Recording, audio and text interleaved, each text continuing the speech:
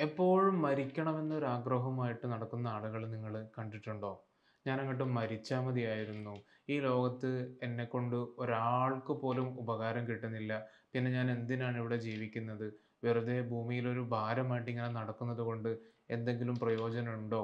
ഞാനങ്ങട്ട് മരിച്ച് കളയുന്നതല്ലേ അതിനേക്കാളൊക്കെ നല്ലത്. എന്താണ് ഞാൻ മാത്രം എന്താണ് ഇങ്ങനെയൊക്കെ ആയിപ്പോകുന്നത്? എൻ്റെ ജീവിതം മാത്രം എന്താണ് ഇത്രത്തോളം ഭാഗ്യമില്ലാത്ത രൂപത്തിലേക്ക് മാറുന്നത്? ഇത്തരത്തില് എപ്പോഴും സങ്കടങ്ങളുമായിട്ട് വല്ലാത്ത മാനസികമായി ബുദ്ധിമുട്ടുന്ന ആളുകളെ നിങ്ങൾ കണ്ടിട്ടുണ്ടോ? സംസാരിക്കുന്നത് നാസിഫ് അഹമ്മദ്, ഹെയ്ൽ ആൻഡ് ഹാപ്പിനെസ്സിലെ കൺസൾട്ടന്റ് സൈക്കോളജിസ്റ്റ് ആണ്. നമ്മൾ ഇന്ന് പറയാൻ പോകുന്നത് വളരെ കോമൺ ആയി ആളുകളുടെ ഇടയിൽ കാണപ്പെടുന്ന ഡിപ്രഷനെ കുറിച്ചാണ്. നമ്മുടെ ക്ലിനിക്കിലേക്ക് കുറച്ച് മുമ്പ് വന്ന ഒരു ക്ലയൻ്റ് ഉണ്ടായിരുന്നു. അദ്ദേഹം യൂറോപ്പിൽ ഒരു അറിയപ്പെട്ട ഒരു ഹോസ്പിറ്റൽ നേഴ്സായിട്ട് വർക്ക് ചെയ്യുകയാണ്. അവിടെ കഴിഞ്ഞ കുറച്ച് വർഷങ്ങളായിട്ട് അവിടെയാണ്. ഭേദപ്പെട്ട സാമ്പത്തിക സ്ഥിതിയും കുടുംബപരമായും എല്ലാ നിലക്കും ഒരു പ്രശ്നങ്ങളും ഇല്ല. ആള് വളരെ ഹാപ്പി ആയിട്ട് കാര്യങ്ങളൊക്കെ ജീവിച്ചു പോരുകയായിരുന്നു. അതിനിടയിലാണ് അദ്ദേഹം വേറൊരാളുമായിട്ട് ഒരു ലവ് റിലേഷൻ സ്റ്റാർട്ട് ചെയ്യുന്നത്. പക്ഷേ റിലേഷൻ തുടങ്ങി കുറച്ച് കഴിയുമ്പോഴാണ് ആൾക്ക് മനസ്സിലാകുന്നത് അയാള് വേറെ മാരീഡ് ആണ്. വേറെ ഭാര്യയും കുട്ടികളൊക്കെ ഉള്ള ഒരാളാണെന്ന് മനസ്സിലാകുന്നത്. അങ്ങനെ പലപ്പോഴും അവര് ഇത് മുന്നോട്ട് പോകുന്നത് ശരിയല്ല, നമ്മള് നിർത്തണം, രണ്ടുപേരും നിർത്തണം എന്ന ധാരണയിൽ അവരെത്താറുണ്ടെങ്കിലും വീണ്ടും വീണ്ടും അത് പതിയെ പതിയെ മുന്നോട്ട് പോവുകയായിരുന്നു. അങ്ങനെ കഴിഞ്ഞ 2, 2.5 വർഷമായിട്ട് അത് ഇതുപോലെ തന്നെ ഒരുപാട് മുന്നോട്ട് പോകും. പിന്നീട് ചെറുതായിട്ട് ബ്രേക്ക് ഇടും. ആ ബ്രേക്ക് ചെയ്യുന്ന സമയത്ത് ഇവർക്ക് രണ്ടുപേരും പറ്റുന്നില്ല. അങ്ങനെ വീണ്ടും രണ്ടുപേരും സംസാരമൊക്കെ തുടങ്ങും. വീണ്ടും റിലേഷനൊക്കെ തുടങ്ങും. അങ്ങനെ അത് ഇങ്ങനെ 2.5 വർഷമായിട്ട് മുന്നോട്ട് പോവുകയാണ്. ഈ 2.5 വർഷത്തിന് ശേഷമാണ് അവര് ഇപ്പോ ഇതില് എത്രയോ കാലമായിട്ട് ഇതിലിങ്ങനെ പ്രയാസങ്ങൾ അനുഭവിക്കുകയാണ്. ഇതിലൊരു തീർപ്പും ആകാൻ പറ്റുന്നില്ല. അയാൾക്ക് അയാളുടെ ഭാര്യയും കുട്ടികളെയും ഒഴിവാക്കാനും പറ്റുന്നില്ല. ഇവളെ സ്വീകരിക്കാതിരിക്കാനും പറ്റുന്നില്ല. അപ്പോൾ വല്ലാത്തൊരു പ്രയാസത്തിലായിരുന്നു നമ്മുടെ ഈ ക്ലയൻ്റായിട്ട് വന്നിട്ടുള്ള ആള്. അപ്പൊ അവരുടെ ഒരു വിഷയം എന്താണെന്ന് വെച്ചാ, ഇനി എനിക്ക് ഇയാളെ കിട്ടില്ലേ? പഴയതുപോലെ സ്നേഹമൊന്നും ഇയാൾക്ക് എന്നോട് തോന്നുന്നില്ലേ? ഇയാൾ അവരുടെ മക്കളെയും കുട്ടികളൊക്കെ ഒഴിവാക്കാന്ന് പറയുന്നതെന്നല്ലാതെ ഒരു കാര്യവും ചെയ്യുന്നില്ലാലോ. എനിക്ക് ഇയാളുടെ ലൈഫിൽ ഒരു സ്ഥാനവുമില്ലേ? ഞാൻ എന്തിനാണ് ഇവിടെ ഇങ്ങനെ ജീവിക്കുന്നത്? തുടങ്ങിയ ഒരുപാട് ചിന്തകളൊക്കെ ഇങ്ങനെ ആലോചിച്ചു കൂട്ടി ആള് ഏറെക്കുറെ ഒരു ഡിപ്രസീവ് സ്റ്റേറ്റിലായിരുന്നു നമ്മുടെ കൗൺസിലിങ്ങിന് വന്നിട്ടുണ്ടായിരുന്നത്. എപ്പോഴും ഒരു കാര്യത്തിനും ഒരു താല്പര്യവും തോന്നാത്തൊരു സ്ഥിതിയിലേക്ക് ആള് മാറിപ്പോയിട്ടുണ്ടായിരുന്നു. ഭക്ഷണമൊക്കെ വളരെ കുറഞ്ഞ ഭക്ഷണം. ദിവസത്തില് ഒരു പഴമൊക്കെ കഴിച്ചാലായി. അത്രത്തോളം ഭക്ഷണത്തിനോട് ഭയങ്കര വിരക്തി തോന്നുന്നൊരു നിലയിലേക്ക് അവർ എത്തിയിട്ടുണ്ടായിരുന്നു. സാധാരണ ഡിപ്രഷൻ ഉണ്ടാകുന്ന സമയത്ത് ഭക്ഷണത്തിലൊക്കെ കാര്യമായ വ്യത്യാസങ്ങൾ നമുക്ക് കാണാനുണ്ടാവും. അതേപോലെ തന്നെ അദ്ദേഹത്തിന്റെ ഉറക്കൊന്നും ഇപ്പൊ തീരെ കിട്ടുന്നില്ല. രാത്രി ഒരു കൺപോള അടക്കാൻ വരെ പറ്റാത്ത രൂപത്തിലേക്ക് കാര്യങ്ങൾ മാറിയിരിക്കുകയാണ്. അതുകൊണ്ട് തന്നെ രാവിലെ എഴുന്നേറ്റ് ജോലിക്ക് പോകുന്ന സമയത്തും ഭയങ്കര ബുദ്ധിമുട്ടാണ്. ജോലി സ്ഥലത്ത് പോയിട്ടാണ് പലപ്പോഴും ഇയാൾക്ക് ഉറക്ക് തൂക്കുന്നൊരു അവസ്ഥയിലേക്ക് വരികയാണ്. അങ്ങനെ ഭക്ഷണത്തിലും ഉറക്കിലൊക്കെ കാര്യമായ വ്യതിയാനങ്ങൾ. അതോടുകൂടെ തന്നെ സാധാരണ ഇയാള് ചെയ്തു വരുന്ന കാര്യങ്ങള് അതിലൊന്നും ഒരു താല്പര്യവും കിട്ടുന്നില്ല. ഭയങ്കര ദേഷ്യാണ് ഇപ്പൊ വരുന്നത്. സ്വന്തം പേഷ്യന്റിന്റെ അടുത്ത് വരെ പലപ്പോഴും ദേഷ്യം പ്രകടിപ്പിക്കുന്ന രൂപത്തിലേക്ക്. ഒരിക്കലും നമ്മള് ഒരു നഴ്സായിട്ട് വർക്ക് ചെയ്യുന്ന സമയത്ത് ഏറ്റവും കൂടുതല് അനുകമ്പ കാണിക്കേണ്ട ഒരു വിഭാഗമാണ് പേഷ്യന്റ്സ് എന്ന് പറയുന്നത്. പക്ഷേ ആ ഒരു പേഷ്യന്റ്സിനോട് വരെ എന്നോട് ദേഷ്യം പിടിച്ച് പോവുകയാണ്. എനിക്ക് കൺട്രോൾ ചെയ്യാൻ പറ്റുന്നില്ല എന്ന ഭയങ്കര ഒരു സങ്കടവും ഇയാൾക്കുണ്ടായിരുന്നു. അപ്പോൾ കാര്യങ്ങളൊക്കെ ഈ രൂപത്തിൽ വരെ എത്തിയിട്ടുണ്ട്. ഒരു കാര്യത്തിലും ഇയാൾക്ക് കോൺസെൻട്രേറ്റ് ചെയ്യാൻ പറ്റുന്നില്ല. വർക്കിനൊക്കെ പോകുന്നത് തന്നെ എന്തിനോ വേണ്ടി പോകുന്നു. പോകാതിരുന്നാൽ അവിടുന്ന് അവര് ഒഴിവാക്കും. അതുകൊണ്ട് മാത്രം വർക്കിനൊക്കെ പോവുകയാണ്. പണ്ടൊക്കെ ഭയങ്കര താല്പര്യത്തില് ചെയ്ത ഒരു വർക്കായിരുന്നു ഈ നഴ്സിംഗ് എന്നൊക്കെ പറയുന്നത്. പക്ഷേ ഇപ്പോഴൊക്കെ ആർക്കോ വേണ്ടി എന്തൊക്കെയോ ആലോചിച്ചുകൊണ്ട് അവിടെ പോകുന്നു. കാര്യങ്ങളൊക്കെ മെക്കാനിക്കലായി ഒരു റോബോട്ടൊക്കെ ചെയ്യുന്നത് പോലെ ചെയ്തെന്ന് വരുത്തുന്നു, തിരിച്ചു വരുന്നു. റൂമിൽ ഒരേ ഇരിപ്പാണ്. സോഷ്യലി ആയിട്ട് നടക്കുന്ന ഒരു ഫംഗ്ഷനോ, ഒരു പരിപാടിക്കോ ഒന്നിനും പുറത്തു പോകുന്നില്ല. ഫ്രണ്ട്സൊക്കെ പലതവണ പല ആവശ്യങ്ങൾക്ക് വേണ്ടി വിളിക്കുന്നുണ്ട്. അവരുടെ കോള് വരുമ്പഴേക്കന്നെ കട്ട് ചെയ്യാണ്. അവരുടെ കൂടെ പോകാനോ, സമയം ചെലവഴിക്കാനോ ഒരു താല്പര്യവും തോന്നുന്നില്ല. എപ്പഴും റൂമില് ഒറ്റക്ക് തൻ്റെ ബെഡിൽ ഫോണും നോക്കി ഇങ്ങനെ ഇരിക്കുക. ആ ഒരു രൂപത്തിലേക്ക് നമ്മുടെ ഈ ക്ലയന്റ് മാറിയിട്ടുണ്ടായിരുന്നു. അപ്പോൾ കടുത്തൊരു ഡിപ്രസീവ് സ്റ്റേജിൽ തന്നെയായിരുന്നു ആള് നമ്മുടെ അടുത്ത് കൗൺസിലിങ്ങിന് വരുമ്പോഴുണ്ടായിരുന്നത്. എന്തായിരുന്നു അതിൻ്റെ കാരണം? ആ കാരണമാണ് ഞാൻ നേരത്തെ പറഞ്ഞു വെച്ചത്. തൻ്റെ റിലേഷൻഷിപ്പിൽ ഉണ്ടാകുന്ന പ്രശ്നങ്ങള്. റിലേഷൻഷിപ്പ് ഈ ഒരു വ്യക്തി തൻ്റെ ലവ് റിലേഷൻഷിപ്പിൽ ഈ ഒരു പാർട്ട്ണർ തനിക്ക് സ്വന്തമാകില്ലേ? ഇയാളുടെ ലൈഫിൽ എനിക്കൊരു സ്ഥാനമൊന്നുമില്ലേ? ഇയാൾ എന്നെ ഒഴിവാക്കുവോ? തുടങ്ങിയ കാര്യങ്ങളൊക്കെ അമിതമായി ആലോചിച്ച് ഒരു തീർപ്പിലേക്ക് ഇയാൾക്ക് എത്താൻ പറ്റുന്നുണ്ടായിരുന്നില്ല. അപ്പോൾ ഈ കാര്യങ്ങളിലുള്ള ഒരു അവ്യക്തതയൊക്കെയാണ് ഇദ്ദേഹത്തെ ഈ ഒരു ഡിപ്രഷനിലേക്ക് എത്തിച്ചിട്ടുണ്ടായിരുന്നത്. അപ്പോൾ ഡിപ്രഷനിൽ സാധാരണഗതിയിൽ നമ്മൾ പറയാറുള്ളതാണ് അപ്പിറ്റൈറ്റ്, സ്ലീപ്പ്, അതേപോലെ തന്നെ ഒരു കാര്യം ചെയ്യാനുള്ള താല്പര്യം. ഇതൊക്കെ അങ്ങോട്ട് പോയി കിട്ടും ഡിപ്രസ്ഡ് ആയിക്കഴിഞ്ഞാൽ. അപ്പോൾ ഇങ്ങനെ ആളുകൾ ഭയങ്കര ബുദ്ധിമുട്ടിലേക്കായിരിക്കും ഡിപ്രഷൻ ഉണ്ടാകുന്ന സമയത്ത് അവർ നീങ്ങുക. അതോടുകൂടെ തന്നെ ആത്മഹത്യ ചെയ്യാനുള്ള വല്ലാത്തൊരു ഉൾപ്രേരണ ഇവർക്കിങ്ങനെ വന്നുകൊണ്ടേയിരിക്കും. നമ്മുടെ അടുത്ത് വന്ന ക്ലയന്റ് 3 പ്രാവശ്യം അറ്റംപ്റ്റ് ചെയ്തിട്ടുണ്ടെന്നായിരുന്നു നമ്മളോട് പറഞ്ഞിട്ടുണ്ടായിരുന്നത്.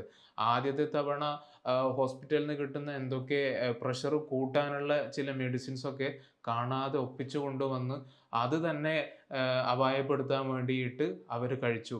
പിന്നെ 2ാമത്തെ തവണ പറഞ്ഞത് കവറെടുത്ത് അത് തലയിൽ വെച്ച് ശ്വാസം മുട്ടിച്ച് തന്നെത്താനെ കൊല്ലാൻ വേണ്ടി ശ്രമിക്കുന്ന ഒരു അവസ്ഥയും അവര് ചെയ്തിട്ടുണ്ടായിരുന്നു.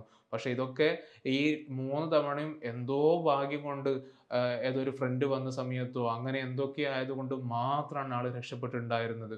അത്രത്തോളം സിവിയർ ആയിട്ടുള്ള ഒരു ഡിപ്രഷനിലേക്ക് ഇവരെത്തിയിട്ടുണ്ടായിരുന്നു. ഇപ്പോഴും ശക്തമായിട്ടുള്ള ഒരു ആത്മഹത്യാ പ്രവണത ഇദ്ദേഹത്തിന്റെ മനസ്സിലുണ്ട്. നമ്മൾ ആത്മഹത്യാ പ്രവണത ഉണ്ടാകുന്ന സമയത്ത് അതിന് പ്രത്യേകമായിട്ടുള്ള പ്ലാനുകൾ ഉണ്ടാകും പല ആളുകൾക്കും. ഇന്ന രൂപത്തിൽ ചെയ്യണം, തൂങ്ങിച്ചാകുകയാണെങ്കിൽ ഇങ്ങനെ ചെയ്യണം, ഇനിയിപ്പോൾ അതല്ല ബ്ലേഡ് കൊണ്ട് മുറിച്ച് കളയാം. ആ രൂപത്തിൽ കൃത്യമായ പ്ലാനിങ്ങും കൂടി ഉണ്ടെങ്കിൽ അത് കുറച്ചൊരു ഹൈ റിസ്ക് കാറ്റഗറിയിലാണ് നമ്മൾ പെടുത്താറുള്ളത്. അപ്പോൾ ഇയാൾക്ക് അത്തരത്തിലുള്ള പ്ലാനിങ്ങുകളൊന്നും ഇപ്പോഴില്ല. പക്ഷേ കടുത്ത നിരാശയൊക്കെയാണ് എപ്പോഴും മനസ്സിലുള്ളത്. ഞാൻ എന്തിന് ജീവിക്കണം? എനിക്ക് എന്താണ് ഈ ലൈഫിൽ ചെയ്യാനുള്ളത്? എൻ്റെ ലൈഫിൽ ഞാൻ എവിടെ എത്തിയിട്ടില്ല? ഒരു കംപ്ലീറ്റ് പരാജയമാണല്ലോ. എന്നെക്കൊണ്ടൊന്നും ചെയ്യാൻ പറ്റുന്നില്ലാലോ. തുടങ്ങിയിട്ടുള്ള ഒരുപാട് ഡിസ്ഫങ്ഷണൽ ബിലീഫ്സ്. നമ്മള് കോഗ്നിറ്റീവ് ബിഹേവിയറൽ തെറാപ്പിയിൽ ഇത്തരം ചിന്തകളെ ഡിസ്ഫങ്ഷണൽ ബിലീഫ്സ്, അതായത് യാഥാർത്ഥ്യവുമായിട്ട് ഒരു ബന്ധവുമില്ലാത്ത ചില ചിന്തകൾ. ഈ ചിന്തകളിലൊക്കെ ഡിപ്രസ്ഡ് ആയിരിക്കുന്ന സമയത്ത് നമ്മൾ അമിതമായിട്ട് വിശ്വസിക്കുന്നുണ്ടാവും. പലപ്പോഴും നമ്മൾ ക്ലയൻസിനോട് ചോദിക്കുന്ന സമയത്ത് എത്രത്തോളം നിങ്ങൾ വിശ്വസിക്കുന്നുണ്ട്? ഒരു തികഞ്ഞ പരാജയമാണെന്ന് വിശ്വസിക്കുന്നുണ്ടെന്ന് ചോദിക്കുമ്പോൾ അവര് പലരും പറയാ 100% അല്ലെങ്കിൽ 110% ഞാൻ വിശ്വസിക്കുന്നുണ്ട്. എന്നെക്കൊണ്ട് ഒരു ചുക്കിനും പറ്റില്ല. ഇന്നേ വരെ ഒരാൾക്ക് പോലും എനിക്ക് ഉപകാരം ചെയ്യാൻ പറ്റിയിട്ടില്ല. ഞാൻ എൻ്റെ ലൈഫിൽ ഒരു കംപ്ലീറ്റ് പരാജയമാണ് എന്നൊക്കെയാണ് പലരും റിപ്പോർട്ട് ചെയ്യാറുള്ളത്. പക്ഷെ അവരോട് തന്നെ ചോദിക്കുന്ന സമയത്ത് അവര് പറയാണ്, ഞാൻ അങ്ങനെ ചെയ്തിട്ടുണ്ടായിരുന്നു. ഒരുപാട് കഷ്ടപ്പെട്ടാണ് ഞാൻ യൂറോപ്പിലേക്ക് വന്നിട്ടുള്ളത്. ഒരുപാട് കഷ്ടപ്പെട്ടാണ് OET ഞാൻ എഴുതിയെടുത്തിട്ടുള്ളത്. അത്തരത്തിൽ അവരുടെ അച്ചീവ്മെന്റ്സ് ഒക്കെ ഒരു ഭാഗത്ത് നിൽക്കുന്നുണ്ടാകും. പക്ഷെ അതൊക്കെ മറന്നിട്ടാണ് അവർ ഈ ഒരു ഡിപ്രസീവ് സ്റ്റേജിൽ എത്തുന്ന സമയത്ത് ഈ നെഗറ്റീവ് സൈഡ് മാത്രമേ അവർക്ക് ഓർമ്മ വരൂ. ഇപ്പോഴാണ് ഈ മോഡ് ഡിപ്പെൻഡന്റ് മെമ്മറി എന്ന് പറയുന്നതൊക്കെ ആക്ടിവേറ്റ് ചെയ്യപ്പെടുക. നമ്മൾ ഏത് മോഡിലാണോ അതിനനുസരിച്ചുള്ള മെമ്മറീസ് ആയിരിക്കും നമ്മുടെ തലക്കകത്ത് കൂടി മിന്നി മറയുന്നുണ്ടാവുക. അപ്പോൾ ഒരാൾ ഡിപ്രസ്ഡ് ആണെങ്കിൽ അവരുടെ ചിന്തയിൽ ചെറുപ്പം മുതൽ ഈ ഒരു സ്റ്റേറ്റ് വരെ അവരനുഭവിച്ച എല്ലാ സഫറിങ്സും, എല്ലാ വേദനകളും, എല്ലാ സങ്കടപ്പെടുത്തുന്ന ഓർമ്മകളും അവരുടെ മനസ്സിൽ കൂടി ഇങ്ങനെ മിന്നി മറയുന്നുണ്ടാകും. അപ്പോൾ ആ എല്ലാ സങ്കടങ്ങളും കോർത്തിണക്കിയിട്ട് ഇവരെത്തുന്ന ഒരു കൺക്ലൂഷനിലാണ് ഞാനൊരു പരാജയമാണ്. എന്നെക്കൊണ്ടൊന്നും പറ്റില്ല. എൻ്റെ ലൈഫ് ഇവിടെ തകർന്ന് തരിപ്പണായി. ഇനി ഞാൻ ജീവിച്ചിട്ട് കാര്യമില്ല. തുടങ്ങിയ വളരെ അബദ്ധജടിലമായിട്ടുള്ള കൺക്ലൂഷൻസിലേക്കാണ് ഇവരെത്തുക. അപ്പോൾ ഈ ചിന്തകൾ, ഈ ഡിസ്ഫങ്ഷണൽ ബിലീഫ്സ് ഓരോന്നും എടുത്തിട്ടും അതിനെ നമ്മൾ കൃത്യമായിട്ടൊന്ന് പോസ്റ്റ്മോർട്ടം ചെയ്യുമ്പോഴാണ് ഇവർക്ക് മനസ്സിലാകുക, "ശ്ശെടാ ഞാൻ ഇങ്ങനെ ചിന്തിക്കേണ്ട ആവശ്യമൊന്നുമില്ല. എൻ്റെ റിലേഷൻഷിപ്പിൻ്റെ വിഷയത്തിൽ കുറേ പരാജയങ്ങളൊക്കെ ഉണ്ട്. അല്ലെ ആ ഭാഗം ഞാൻ കുറച്ചുകൂടി നോക്കാനുള്ളതുണ്ട്. അവിടെ ചെറിയ പ്രശ്നങ്ങളൊക്കെ ഉണ്ട്. പക്ഷെ അതെൻ്റെ മാത്രം പ്രശ്നമാണോ? അല്ല, ആ പാർട്ട്ണറുടെ അടുത്തും കൂടി പ്രശ്നങ്ങളൊക്കെ ഉണ്ടല്ലോ. പിന്നെന്തിനാണ് ഞാൻ ആ വിഷയത്തിന് വേണ്ടി ഞാനിവിടെയെങ്കിലും മരിച്ചു കളയേണ്ട ആവശ്യം എന്താണ്?" ഈ ഈ രൂപത്തിൽ ചിന്തിക്കുമ്പോഴാണ് അതൊരു റിയാലിറ്റി ബേസ്ഡ് ആയിരിക്കുന്ന ചിന്തയായിട്ട് മാറുന്നത്. അല്ലാതെ റിലേഷൻഷിപ്പിൽ ചെറിയൊരു പ്രശ്നം വരുമ്പോഴേക്ക് ഇനിയിപ്പോൾ ഒന്നുകിൽ ഈ പാർട്ട്ണർ നിന്നെ വേണ്ടാന്ന് തന്നെ പറയാം. അപ്പൊ നമ്മൾ പോയിട്ട് ആത്മഹത്യ ചെയ്യുന്നത് കൊണ്ട് എന്താണ് ഇവിടെ കാര്യം ഉണ്ടാകുക? ഒരു കാര്യം ഉണ്ടാവില്ല. പക്ഷെ നമ്മുടെ ആ സമയത്ത് നമ്മളൊരു ഡിപ്രഷനിലേക്ക് എത്തുന്നത് കൊണ്ട് അത് നമുക്കുണ്ടാക്കുന്ന ചിന്തകൾ ഇതൊക്കെ നിന്റെ ഫോൾട്ടാണ്, നിന്റെ ഭാഗത്തുള്ള പ്രശ്നങ്ങൾ കൊണ്ടാണ് കാര്യങ്ങളൊക്കെ ഇങ്ങനെയായത്, നീ ലൈഫിൽ ഒരു പരാജയം, ഒരു ദുരന്തം ആയതുകൊണ്ടാണ് കാര്യങ്ങൾ ഇത്രത്തോളം എത്തിയത് തുടങ്ങിയ കൺക്ലൂഷൻസിലേക്കായിരിക്കും നമ്മുടെ മനസ്സ് പെട്ടെന്ന് പോകുന്നുണ്ടാവുക. അപ്പം ഇത്തരം സന്ദർഭങ്ങളിലൊക്കെ ഒരു പ്രൊഫഷണൽ ഹെൽപ്പ് സ്വീകരിക്കുന്ന സമയത്ത് നമ്മൾ അവരെ ശരിയായി ചിന്തിക്കാൻ വേണ്ടിയിട്ട് റിയാലിറ്റി ബേസ്ഡ് ആയിരിക്കുന്ന ചിന്തകളിൽ എത്തിക്കാൻ വേണ്ടിയിട്ടായിരിക്കും പലപ്പോഴും ശ്രമിക്കുന്നുണ്ടാവുക. അത്തരത്തിൽ വളരെ സോഫിസ്റ്റിക്കേറ്റഡ് ആയിട്ടുള്ള ഒരു മെത്തേഡാണ് കോഗ്നിറ്റീവ് ബിഹേവിയർ തെറാപ്പി. ഡിപ്രഷനിലൊക്കെ ഏറ്റവും കൂടുതൽ നമുക്ക് ഫലപ്രദമായി ചികിത്സിച്ച് മാറ്റാൻ പറ്റുന്ന ഒരു മെത്തേഡ് കൂടിയാണ് CBT.